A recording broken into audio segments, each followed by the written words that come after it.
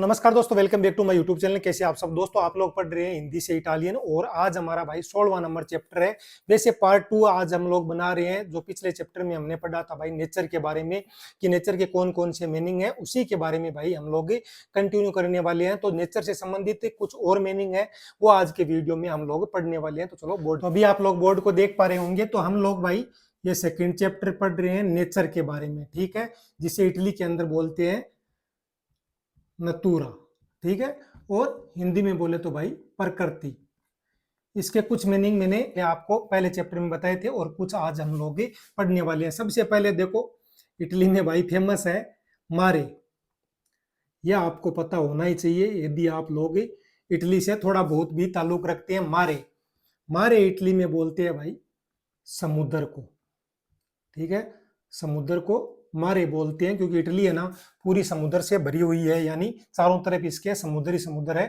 तो भाई मारे आपको पता होना चाहिए। मारे बहुत ज्यादा यूज में आने वाला वर्ड है और इसको इंग्लिश में बोलते हैं सी, ठीक है। उसके बाद में लूना, लूना लूना बोलते हैं भाई चांद को। इटली में चांद को लूना बोलते हैं और इंग्लिश में बोलते हैं मून। पिछले चैप्टर में भाई इंग्लिश का एक वर्ड मेरे से गलत लिखा गया था, तो उसके लिए सॉरी, क्योंकि हम लोग वैसे भी इंग्लिश को भाई इतना ज्यादा नहीं पढ़ रहे हैं, हम इटालियन पर फोकस कर रहे हैं। तो आप लोग इटालियन पे फोकस करो। अगला वर्ड है मोन्तान्या। जो जी एन है इसको इटली में न्या बोलते हैं, ठीक है। वो मैंने पिछले चैप्टर में आप लोगों को बताया था, जो 10वां 11वां नंबर चैप्टर था। आप लोगों में से जिन्होंने नहीं पढ़ा है तो जाकर जरूर पढ़ना। मोन्तान्या, मोन्तान्या, मोन्तान्या बोलती है भाई पहाड़ को। यहाँ पर पहाड़ भी बहुत है, तो ये भी आप लोगों को पता होना चाहिए। और इंग्लिश में बोलती है माउंटेन, माउंटेन यानी मोन्तान्या पहाड़। उसके बाद में नेबिया, नेबिया इंग्लिश में इसको बोलते हैं फोग, नेबिया यानी धुंध या कोहरा। हम दोनों ही वर्ड इस्तेमाल में करते हैं, तो आप लोगों के लिए दोनों ही लिख दिए। और अगला नेवे यानी इंग्लिश में कहे तो भाई स्नो, नेवे, नेवे का अर्थ है बर्फ पड़ना। और ये सारी चीजें भाई यहाँ पर होती हैं। जैसे भाई हम राजस्थान में रहते हैं तो ये सारी चीजें नहीं होती हैं। इनमें से आधी चीजों का काम ही नहीं पड़ता है। जैसे समुद्र है भाई राजस्थान में आसपास भी नहीं है और बर्फ भी बहुत कम पड़ती है। यहाँ पर ये सारी चीजें होती है, तो आपको पता होना चाहिए, नहीं तो आप लोग कहीं पे फंस जाओगे, बता नहीं पाओगे कि कौन सा वर्ड है उनके लिए। उसके बाद में नुवोला, ये वी है भाई, नुवोला यानी क्लाउड, क्लाउड, नुवोला, नुवोला का अर्थ होता है बादल, बादल को नुवोला बोलते हैं। उसके बाद में एक और आ जाएगा हमारे बोर्ड पे, फिर भाई इनको मिटाना पड़ेगा। ओम्ब्रा यानी शेडो, शेडो, ओम्ब्रा, ओम्ब्रा का अर्थ होता है छाया, ठीक।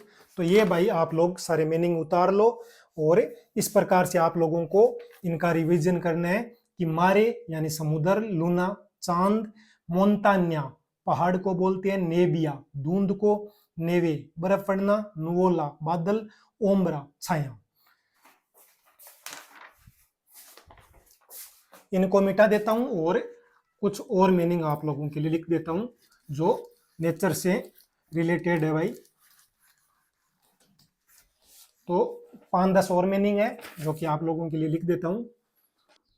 सबसे पहले तेरे मोतो यानी भाई अर्थक्वेक, तेरे मोतो, तेरे मोतो बोलते हैं इटली में भूकंप को।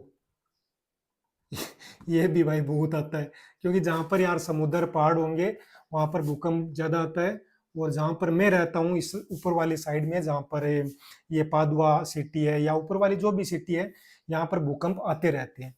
तो तेरेमोतो बोलते हैं भूकंप को, और अर्थक्वेक बोलते हैं इंग्लिश में तेरेमोतो को। EARTHQUAKE।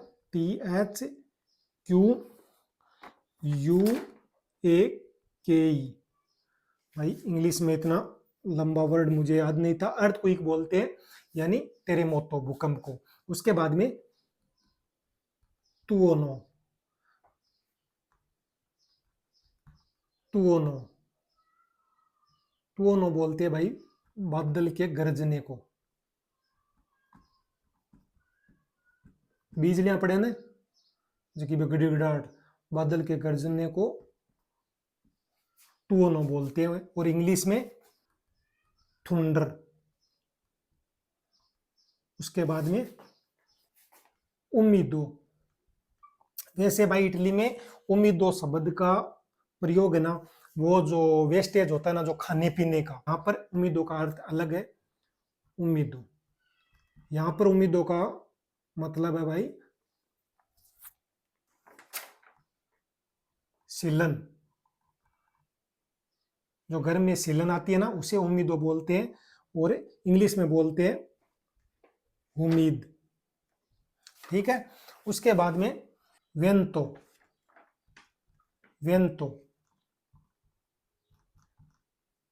वेंतो बोलते हैं भाई हवा को। ठीक है, और इंग्लिश में बोलते हैं विंड। उसके बाद में पियोजा, पियोजा, पियोजा बोलते हैं बारिश को, बारिश यानी पियोजा, और इंग्लिश में बोलते हैं रेन।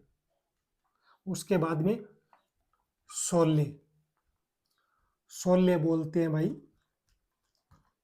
इटली में सूरज को, और इंग्लिश में आप सबको पता ही है सन।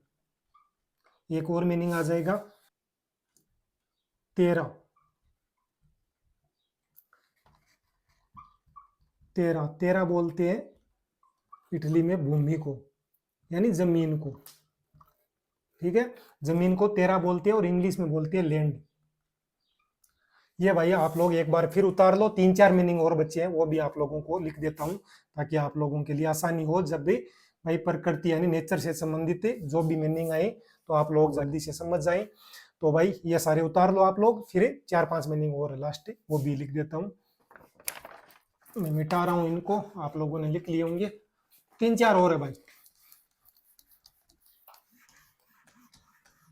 तो ये जो मैं शब्द लिखने जा रहा हूं ना, पियानूरा, पियानूरा, पहले तो बता दूं कि कहते किसको है। पियानूरा कहते हैं मैदान को। लेकिन यहां पर भाई मैंने नहीं देखा कि कभी भी मैदान को लोग पियानूरा बोल रहे हैं। हाँ, किताबी शब्द हो सकता है, लेकिन आम भाषा में जो हम यूज में लेते हैं वो शब्द है भाई CAMPO, काम्पो। काम्पो हम लोग रोजाना यूज में लेते हैं, क्योंकि मैं भी क्रिकेट खेलता हूं इधर। तो काम्पो बोलते हैं भाई मैदान को, लेकिन यहाँ पर पियानूरा मैदान हो सकता है कि खेत का हो, तो उसको बोल सकते हैं, लेकिन मैंने नहीं सुना भाई। तो ये पियानूरा आप लोग भी याद कर लेना, और काम्पो भी याद कर लेना। ठीक है। उसके बाद में सिचिता, सिचिता, सिचिता, याद आता है भाई। सिचिता, सिचिता बोलते हैं सुक्का को। यह शब्द भी भाई मैंने कभी नहीं सुना, किताबी शब्द है। तो सिचिता यानी सूखा, और इंग्लिश में बोलते हैं ड्राइनेस, जहां पर हरियाली नहीं होती, यानी सिचिता यानी सूखा। उसके बाद में टेम्पेस्टा, टेम्पेस्टा, टेम्पेस्टा कहते हैं तूफान को, जिसको इंग्लिश में बोलते हैं स्टोरम। ठीक है। उसके बाद में स्तेले, अगर कोई मीनिंग 2 बार आ जाए तो भी भाई कोई बात नहीं है, गलती से आ सकता है। तो मेरे को लग रहा है ना कि ये स्तेले मैंने पहले बता दिया, लेकिन नहीं बताया तो ठीक है, और बता दिया तो आप लोग मत लिखना, दोबारा भी पढ़ लेते हैं। स्तेले, स्टेले बोलते हैं तारे को, ठीक है। और इंग्लिश में इसको बोलते हैं, बड़ा सिंपल भाई, स्टार्स, ठीक है। उसके बाद में हमारा लास्ट वुल्कानो,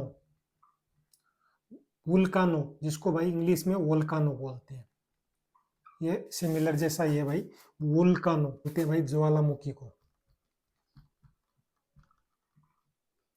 ज्वालामुखी। तो ये भाई कुछ मीनिंग थे जो कि नेचर से जुड़े थे, ये पहले चैप्टर में भी पढ़े थे और आज हमने फिर से लिखे हैं। और आपको कुछ इस तरीके से इनको बोलना है, पियानूरा, मैदान, सिचिता, सुक्का, टेम्पेस्ता, तूफान, स्टेले, तारे, वुल्कानो, ज्वालामुखी।